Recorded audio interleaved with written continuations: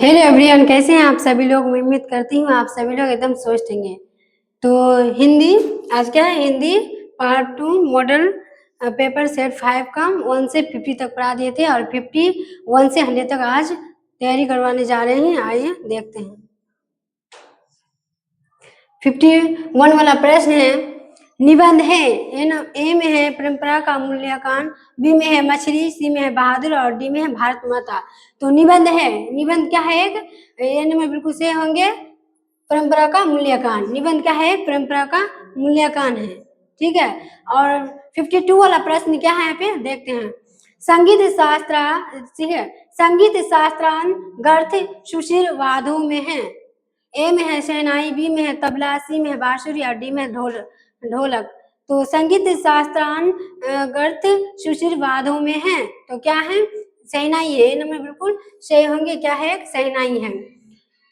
53 वाला प्रश्न है, शुद्ध शब्द है। ए में है रोशन, बी में है आकांक्षा और सी में कर्तव्य, डी में उत्कर्ष। तो शुद्ध शब्द है, शुद्ध के यहाँ क्या बताना है, शुद्ध शब्द बताना है। शुद्ध शब्द क्या है, एक रोशन है। सी में बिल्कुल से होंगे, सॉरी सी नहीं होंगे, ए होंगे रोशन। और 54 वाला प्रश्न है, मैक्स मूलर के विधान थे। मैक्स मूलर के क्या थे, विधान थे। आइए ऑप्शन पे क्या थे। ए में है फ्रांस, बी में है अमेरिका, सी में है रूस और डी में है जर्मनी। तो मैक्स मूलर के विधान थे। मैक्स मूलर के कौन विधान थे, तो कौन सा ऑप्शन होंगे इसमें, जर्मनी विधान थे। डी नंबर बिल्कुल से आंसर होंगे। मैक्स मूलर के विधान के थे, ठीक है, के थे, तो जर्मनी थे, जर्मनी के थे। 55 वाला प्रश्न है, राजस्थानी भाषा के सफल कहानीकार रखें। ए में साबर दैया, बी में ईश्वर पेटलीकर और सी में श्रीनिवास और डी में इनमें से कोई नहीं। तो राजस्थानी भाषा के सफल कहानीकार हैं, तो राजस्थानी भाषा के सफल कहानीकार कौन है। चार ऑप्शन में ए होंगे, बी होंगे, सी होंगे, डी। कौन सा ऑप्शन होंगे राजस्थानी भाषा के सफल कहानीकारक, तो इसमें कौन सा ऑप्शन होंगे, साबर दैया। ए नंबर बिल्कुल सही होंगे, क्या होंगे, साबर दैया। आइए नेक्स्ट क्वेश्चन। 56 वाला प्रश्न है, बुढ़ापा में कौन सा पढ़ते हैं। तो पढ़ते किस में आते हैं, लास्ट में आते हैं। पढ़ते क्या है, लास्ट में आते हैं। तो बुढ़ापा में कौन सा पढ़ते हैं, आइए ऑप्शन पे क्या है। ए में है बूढ़ा, बी में है आपा, सी में है आपा और डी में है पा। तो बुढ़ापा, यहाँ क्या है, बुढ़ापा। बुढ़ापा में कौन सा पढ़ते हैं, तो बुढ़ापा जिसमें जिसके अंत में ता हो, पन हो, ई हो, आवट हो, आहट हो, उसमें क्या होते हैं, भाववाचक क्या होते हैं, उसका उदाहरण है। भाववाचक संज्ञा के अंत में ये सब आते हैं। तो यहाँ पे क्या बोलता है, बुढ़ापा। बुढ़ापा क्या है, भाववाचक संज्ञा का उदाहरण है, क्या, बुढ़ापा। ठीक है। तो बुढ़ापा लास्ट में क्या आ गया, आपा। तो आपा क्या है, एक पढ़ते हैं। बिना बिल्कुल सही होंगे, आपा क्या है, एक पढ़ते हैं। 57 वाला प्रश्न है, सीता के कितने बेटे थे। ए में है 2, बी में है 3, सी में है 4 और डी में है 5। सीता के कितने बेटे थे, सीता थ्योरी में पढ़ लिए होंगे स्टूडेंट। सीता के कितने बेटे थे, तो सीता के 3 बेटे थे। तो सीता के कितने बेटे थे, 3। बी नंबर बिल्कुल सही होंगे, सीता के कितने बेटे थे, 3 थे। 58 वाला प्रश्न है, शुद्ध वाक्य है। ए में है यहाँ मेरी पुस्तक, बी में रोटी ताजी है, सी में है दाल कच्चा है और डी में सुरेश को पूछो। तो शुद्ध वाक्य है, शुद्ध वाक्य यहाँ पे बताना है, शुद्ध वाक्य क्या है। तो क्या होंगे, ए बिल्कुल, ए नंबर बिल्कुल सही है। यहाँ मेरी पुस्तक है, ठीक है, ये नहीं यहाँ पे, तो ये पुस्तक, यहाँ मेरी पुस्तक। तो शुद्ध वाक्य है, तो ये बिल्कुल सही होंगे। ठीक है। ये सब क्या है, अशुद्ध है। ये क्या है, सब अशुद्ध है। रोटी ताजी है, ये भी अशुद्ध है। सूर्य को पूछो, ये भी अशुद्ध है। दाल कच्चा, ये भी शुद्ध है। तो ए नंबर बिल्कुल सही होंगे, यहाँ मेरी पुस्तक है। तो 59 वाला प्रश्न है, दैत्य विश्वास कहानी के केंद्र में है। ए में है सुखाड़ की समस्या, बी में है बाढ़ की समस्या, सी में दहेज की समस्या और डी में है भ्रष्टाचार की समस्या। तो दैत्य विश्वास कहानी के केंद्र में क्या है, इसमें बी वाला ऑप्शन सही होंगे, बाढ़ की समस्या। बाढ़ की समस्या थे दैत्य विश्वास में। ठीक है। 5 ठीक है, सॉरी 60 वाला प्रश्न है, अभा में कौन सा उपसर्ग है। ए में है आ, बी में है आप, सी में है अभा और डी में है आ। तो अभा में कौन सा उपसर्ग है, तो उपसर्ग क्या आते हैं, हमेशा पहले आते हैं। उपसर्ग क्या आते हैं, हमेशा पहले आते हैं। तो अभाव में कौन सा सर्व ये उपसर्ग है, तो आ क्या है, पहले आ गया। तो भाव अलग हो गया, आ अलग हो गया, तो ये बिल्कुल सही होंगे, क्या है, आ क्या है, एक उपसर्ग है। आ क्या है, एक उपसर्ग है। ए वाला ऑप्शन बिल्कुल सही है। 61 वाला प्रश्न है, कुमार गंधर्व क्या है? ए में गीतकार, बी में शास्त्रीय गायक और सी में कथाकार, डी में चित्रकार। तो कुमार गंधर्व क्या है बताना है। कुमार गंधर्व क्या है? बिना में बिल्कुल सही होंगे, शास्त्रीय गायक थे। कुमार गंधर्व क्या थे? शास्त्रीय गायक थे। आइए नेक्स्ट क्वेश्चन देखते हैं। 62 वाला प्रश्न है, पिताजी ने किसको मारा था? ए में है दीदी को, बी में है माँ को और सी में है संतू को और डी में है भंगू को। तो पिताजी क्या है किसको मारा था? थ्योरी में पढ़ रहे होंगे, पिताजी किसको मारा था? तो दीदी को मारा था। ये बिल्कुल सही होंगे, पिताजी किसको मारा था? तो दीदी को। आइए नेक्स्ट क्वेश्चन पे देखते हैं। 63 वाला प्रश्न है, पक्का महल क्या है? ए में काशी विश्वनाथ से लगा हुआ इलाका, बी में है संगीतकार का नाम और सी में है अभिनेता का नाम और डी में है लेखक का नाम। तो पक्का महल क्या है? तो ये बिल्कुल सही होंगे, काशी विश्वनाथ से लगा हुआ इलाका। ये क्या है? बिल्कुल सही है, काशी। ठीक है, काशी विश्वनाथ से लगा हुआ इलाका पक्का महल। ठीक है। 64 वाला प्रश्न है, गांधी जी शिक्षा का उद्देश्य क्या मानते हैं? ये बापू जो थे गांधी जी शिक्षा का उद्देश्य क्या मानते थे? तो ए में नौकरी पाना, बी में वैज्ञानिक बनना और सी में चरित्र निर्माण और डी में यांत्रिक दक्षता। तो गांधी जी का उद्देश्य क्या मानते थे? तो चरित्र निर्माण। सी में बिल्कुल सही होंगे, क्या मानते थे गांधी जी बापू? तो चरित्र निर्माण मानते थे। ठीक है, सी बिल्कुल सही होंगे। 65 वाला प्रश्न है, ब्रह्मा का निवास कहाँ होता है? ए में समुद्र में, बी में काम क्रोधहीन व्यक्ति में और सी में स्वर्ग में और डी में आकाश में। तो ब्रह्मा का निवास कहाँ होता है? ब्रह्मा से एक देव है, ब्रह्मा का निवास कहाँ होता है? तो बी में बिल्कुल सही होंगे, काम क्रोधहीन व्यक्ति में। ब्रह्मा का निवास कहाँ होता है? काम क्रोधहीन व्यक्ति में। बी वाला ऑप्शन बिल्कुल सही होंगे। आइए देखते हैं दूसरा वाला क्वेश्चन। 66 वाला प्रश्न है, गुरु कृपा की महंता का वर्णन किस कवि ने किया है? ए में है घनानंद, बी में है रसखान, सी में है गुरु नानक और डी में है सुमित्रा नंदन पद। तो गुरु की कृपा महंता का वर्णन किस कवि ने किया है? तो सी नंबर बिल्कुल सही होंगे, सी वाला ऑप्शन गुरु नानक ने क्या किया? गुरु की कृपा का महंता का वर्णन किया था। ठीक है। 67 वाला प्रश्न है, रसखान को किसने दीक्षा दी?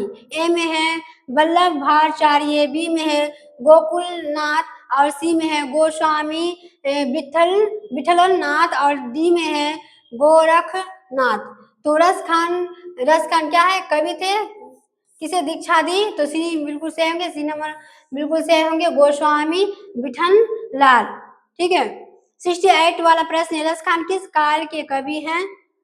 ए में है आदिकाल, बी में रीतिकाल, सी में आधुनिक काल और डी में भक्ति काल। तो रसखान किस काल के कवि हैं? रसखान किस काल के कवि हैं? तो ये भक्ति काल के कवि है। डी वाला ऑप्शन क्या होंगे? सही होंगे बिल्कुल, भक्ति काल के क्या थे? रसखान कवि थे। आइए नेक्स्ट क्वेश्चन पे। 69 वाला प्रश्न, कुबेर नारायण कैसे कवि हैं? ए वाला ऑप्शन है रहस्यवादी, बी में है छायावादी, सी में हालवादी और डी में है संवेदनशील। तो कुबेर नारायण कैसे कवि हैं? एक हालवादी कवि है। सी में बिल्कुल सही होंगे, एक हालवादी कवि हैं कुबेर नारायण। ठीक है। 69 वाला प्रश्न होगा। 70 में आइए देखते हैं कौन सा प्रश्न है। विदेशी से कवि का क्या तात्पर्य है? ए में ब्रिटेन, बी में है अमेरिका, सी में है फ्रांस और डी में है डेनमार्क। तो विदेशी से कवि का क्या तात्पर्य है? तो ब्रिटेन तात्पर्य है। ठीक है, विदेशी से कवि का क्या तात्पर्य है? तो ब्रिटेन तात्पर्य है। ये वाला ऑप्शन बिल्कुल सही होंगे। 71 वाला प्रश्न है, इनमें कौन नाट्य कृति है? ए में है मानसरोवर, बी में है विपत घा और सी में है मृगनयनी और डी में है भारत सौभाग्य। तो इनमें कौन सा नाट्य कृति है? तो डी में बिल्कुल सही होंगे, भारत सौभाग्य। नाट्य कृति क्या है? एक भारत सौभाग्य है। 72 वाला प्रश्न है, गीता प्रकाशनी किसके लिए प्रयुक्त है? ए में है धरती माता, बी में पृथ्वी माता, सी में सीता माता और डी में भारत माता।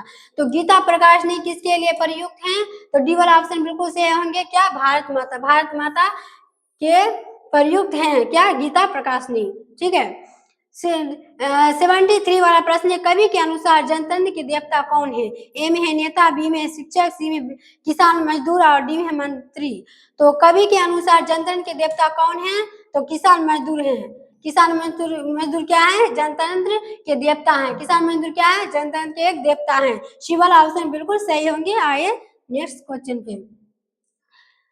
74 वाला प्रश्न है, हिरोशिमा शीर्षक कविता में सूरज का निकला, सूरज कहाँ निकला? ठीक है, ए में है पूर्वी ठीक है, ए में है क्या? पूर्वी क्षितिज पर, और बी में नगर के चौक पर, सी में पूर्वी दिशा में, और डी में इनमें से कोई नहीं। तो हिरोशिमा शीर्षक कविता में सूरज कहाँ निकला?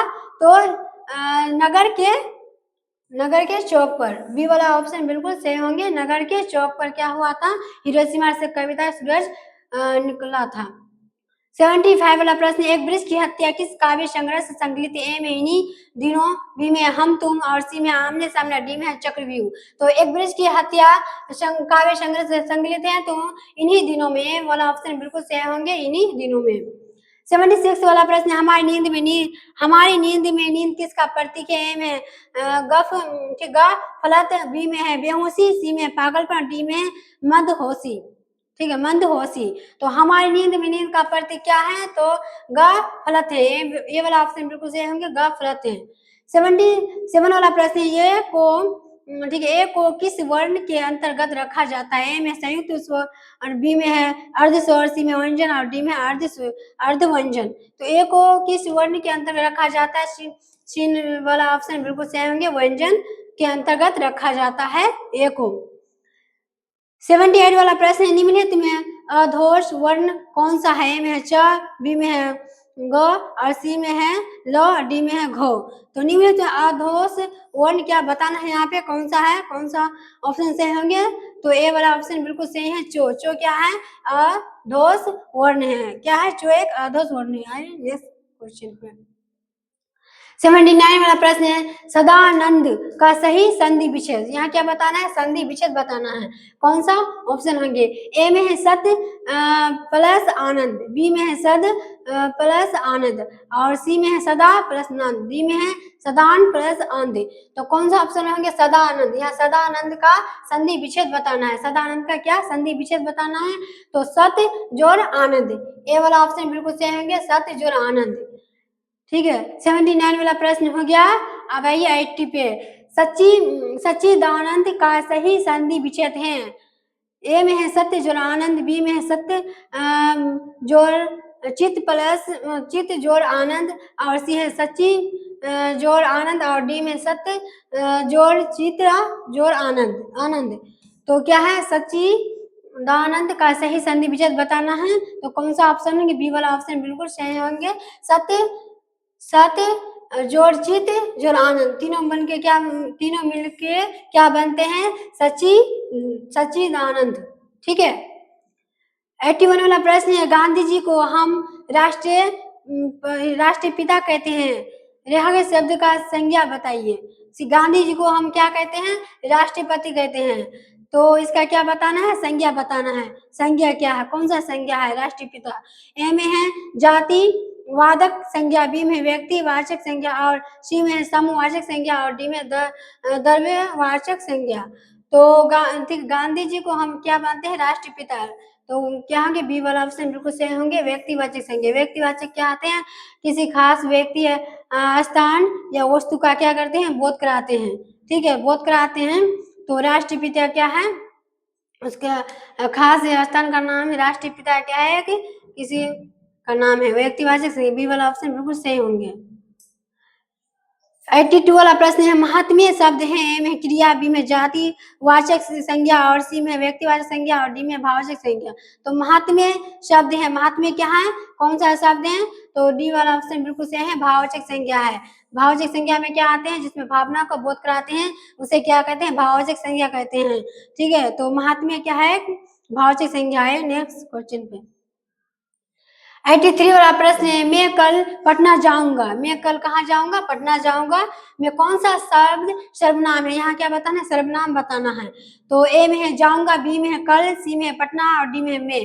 तो मैं कल पटना जाऊंगा। सर्वनाम में क्या आते हैं? ठीक है। संज्ञा के बदले में जिस शब्द का प्रयोग किया जाता है उसे क्या कहते हैं? सर्वनाम। सर्वनाम क्या है? मैं, तुम, वह, वे, क्या, ठीक है, कैसे वैसे आते हैं। और सर्वनाम बताना है तो मैं क्या है? मैं कल जाऊंगा, मैं क्या है? एक सर्वनाम है। मैं, तुम, वहाँ, ये, वे क्या है? सर्वनाम है। डी वाला ऑप्शन बिल्कुल सही होंगे, मैं।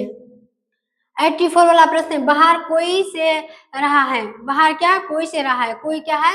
ये बताना है। बाहर कोई से रहा है में कौन सा शब्द सर्वनाम है? ए में है बाहर, बी में है रो रहा, सी में कोई और डी में है। तो बाहर कोई से रहा है तो इसमें सर्वनाम बताना है। तो कोई क्या, कब, में, तुम, वहाँ क्या होंगे? सर्वनाम होंगे। तो कोई क्या है? एक सर्वनाम है। सी वाला ऑप्शन बिल्कुल सही होंगे, कोई क्या है? सर्वनाम है। 85 वाला प्रश्न, कवि का स्त्रीलिंग है। ए में कवियत्री और बी में कवित्री और सी में कवयत्री और डी में कवियत्री। तो कवि का स्त्रीलिंग रूप बताना है। कवि का स्त्रीलिंग रूप क्या है? तो कवियत्री होंगे। सी वाला ऑप्शन बिल्कुल सही होंगे, क्या होंगे? कवियत्री होंगे। ठीक है। 86 वाला प्रश्न, स्त्रीलिंग शब्द का चयन करिए। ए में है शराब, बी में है सील, सी में शक और डी में है शहद।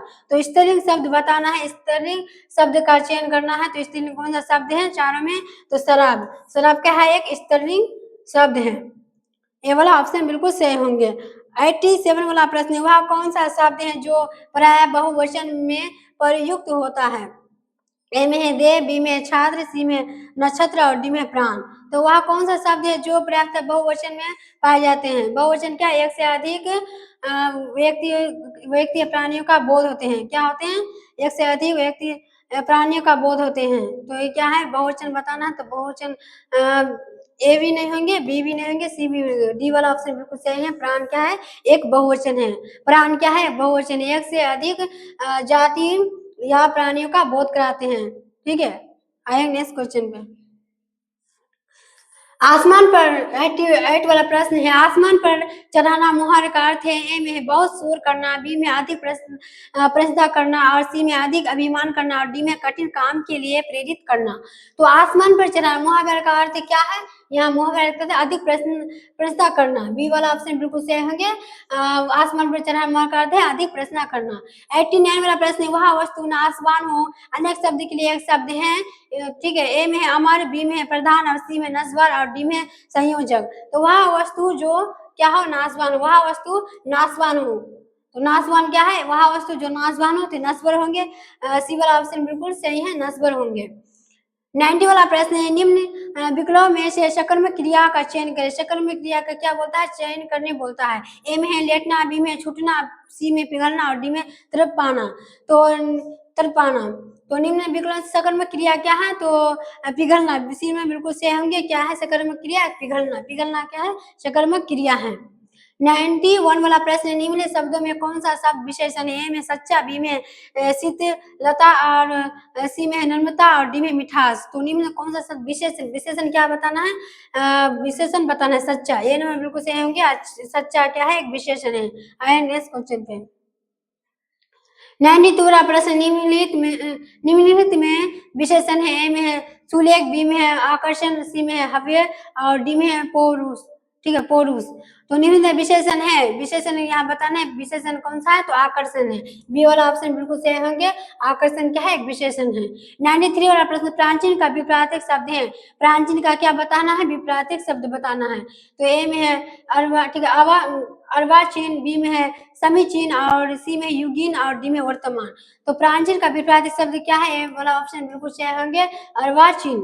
94 वाला प्रश्न है, भूखे को भोजन दो। इस वाक्य में को यहाँ क्या है? को कौन सा कारक है? ए में है कर्म, बी में है करण और सी में संप्रदान और डी में अपादान। तो भूखे को भोजन दो। भूखे को क्या? भोजन दो। को क्या? को के लिए क्या आते हैं? संप्रदान। भिखारी, जैसे कि क्या बताएं? भिखारी, राम ने भिखारी को क्या दिया? कमल दिया। को क्या है? भिखारी देने का काम जो करते हैं वो संप्रदान कारक कहलाते हैं। सी में नंबर वाला बिल्कुल सही होंगे ऑप्शन, संप्रदान कारक। 95 वाला प्रश्न, शताब्दी में समास। ए में है द्वंद्व, बी में है द्विगु, सी में कर्मधारय और डी में तत्पुरुष। शताब्दी, यहाँ क्या? शताब्दी 7 दिनों में। ठीक है, 7 दिनों में क्या आते हैं? शताब्दी। तो जिस संख्या के अंत में जिस संख्या के पूर्व पद या पहला पद में क्या आते हो? और द्विगु समास आएंगे इसमें जब संख्यावाचक हो। बी वाला ऑप्शन बिल्कुल सही है, जिस संख्या का द्विगु आते हो, जिस संख्या के पहले या पूर्व पद में संख्यावाचक हो तो द्विगु समास होंगे। बी वाला ऑप्शन बिल्कुल सही है। और 96 वाला प्रश्न है, अभिभाव समास का उदाहरण ए में लवकुश, बी में भरपेट, सी में त्रिभुवन, डी में छत्रधारी। तो अभिभाव समास का उदाहरण है तो भरपेट, बी नंबर बिल्कुल सही होंगे। अभिभाव समास का उदाहरण भरपेट। अभिभाव समास जिसका पहला पद या पूर्व पद प्रधान होते हैं उसे क्या कहते हैं? अभिभाव समास।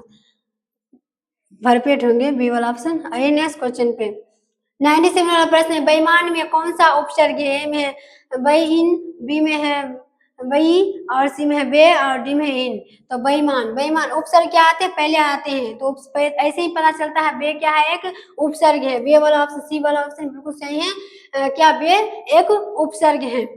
98 वाला प्रश्न, इनमें से शुद्ध वाक्य को पहचाने। में मेरे को घर जाना है, बी में है मेरा नाम आनंद जी है और सी में है वह खाना पकाती है, डी में है तो तुम्हारे को घर जाना है। तो इनमें शुद्ध शब्द बताना है तो ऐसे ए वाला ऑप्शन बिल्कुल गलत है, बी वाला भी गलत है और सी वाला डी वाला भी गलत है। तुम्हारे को घर जाना है तो ये भी नहीं होंगे। तो कौन सा ऑप्शन है? सी वाला बिल्कुल सही दिए हैं, शुद्ध शब्द दिए हैं। वह खाना पकाती है, क्या पकाती है? वह खाना पकाती है, बिल्कुल शुद्ध दिए गए हैं। 99 वाला प्रश्न है, देखिए लालच का पर्यायवाची शब्द है। ए में है तृष्णा, बी में है लालसा, सी में है प्रलोभन और डी में है मत्सर। तो लालच का पर्यायवाची यहाँ क्या बताना है? पर्यायवाची शब्द बताना है। तो कौन सा होंगे पर्यायवाची? प्रलोभन होंगे। सी वाला ऑप्शन बिल्कुल सही है। क्या लालच का पर्यायवाची? प्रलोभन। आइए लास्ट वाला क्वेश्चन पे 100 वाला, माता पिता किस समास का उदाहरण है? ए में है द्वंद, बी में है द्विगु, सी में है कर्मधारय, डी में है नाउन। तो माता पिता एक दूसरे के पूरक है। माता पिता क्या है? एक दूसरे के पूरक होते हैं। जिस समास बोलते हैं, कौन सा समास है माता पिता? तो एक द्वंद समास है। द्वंद समास क्या है? जिसका दोनों पद माता और पिता जिसका दोनों पद प्रधान होते हैं उसे क्या कहते हैं? द्वंद समास कहते हैं। माता पिता, भाई बहन, ठीक है। तो आज के लिए इतना ही, फिर अगले वीडियो में लाएंगे।